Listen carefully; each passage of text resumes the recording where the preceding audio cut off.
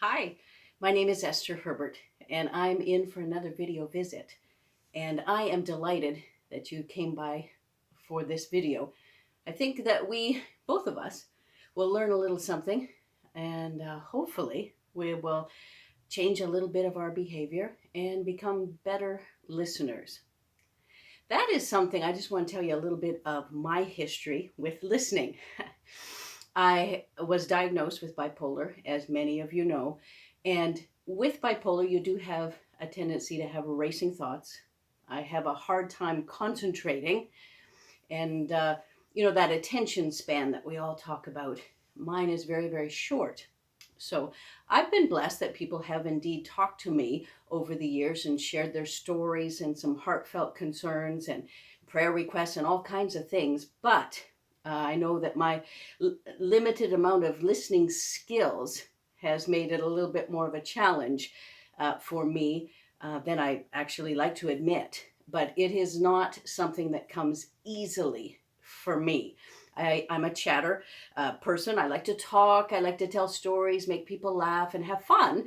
And you can kind of buzz into a room and buzz out, and there you go. But as far as actively listening to somebody, I needed a lot of work, to be honest with you. And my best friend that I've had for the last 16 years, Anna, she was very, very instrumental because she's an incredible listener. And she told me before this video that the number one thing you need to be able to do when you listen is to care. And I think that's just so amazing because a lot of people may be able to listen, but if they're not caring, then they're really missing the point of what they're hearing. And she has taught me over the years to be a better listener. And I'm very grateful for that, but I sure have a long way to go. So let me tell you about listening. I think it is one of the biggest gifts you can give someone. Think of the times in your life that you really needed to be heard.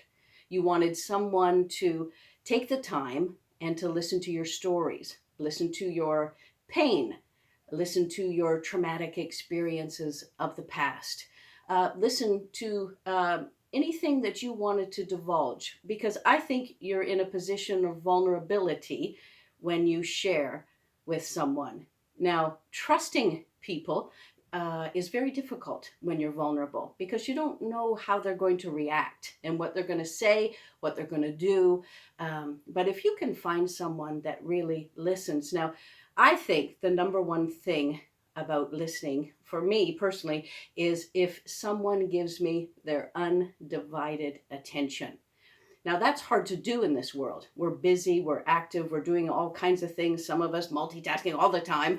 But if someone stops and lends their ears to me, that means an awful lot. And when you listen to someone, you want to make sure that you're hearing all the details and that you're asking questions because you can't really get the whole story. Well, you certainly can't get the whole story in one night or one email or one text or one phone call.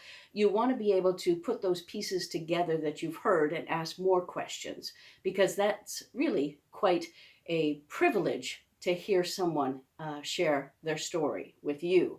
So you want to make sure that you're engaged and that you're actively listening. And what I've always learned with that is asking questions, like I said, and you want to make sure that the person is valued. I think the big word in pop psychology for years was, are you validated? And I think the best way that you can validate someone is to listen to their stories. Now, sometimes we're sharing things that are hard to hear. And we're sharing things that people would rather go, oh my, I'm so sorry, pat, pat, and go on their way. But I'll tell you, people need to be heard until they're actually heard all the way through. You can't just listen for a little while or a little portion and then expect it to go away. I mean, you have to re-engage and listen some more. These things take time. It's an investment in that person. I know that. I've listened, I've been heard many, many times, and it is such a gift. I can't put it any other way. But when you listen to someone with your whole heart and you dig into maybe their past or you hear a traumatic story, then know that that person needs to talk about it again and again and again and again. You're not going to be that best friend to everyone, but you can certainly listen while the time is there, so that this doesn't mean it has to be in a living room face to face, having a little drink together. That's wonderful and ideal, but especially during COVID-19, especially, and the separation of miles that you have with people that you love and care about, talking face to face is not possible. So there's video chats, there's actual phone calls.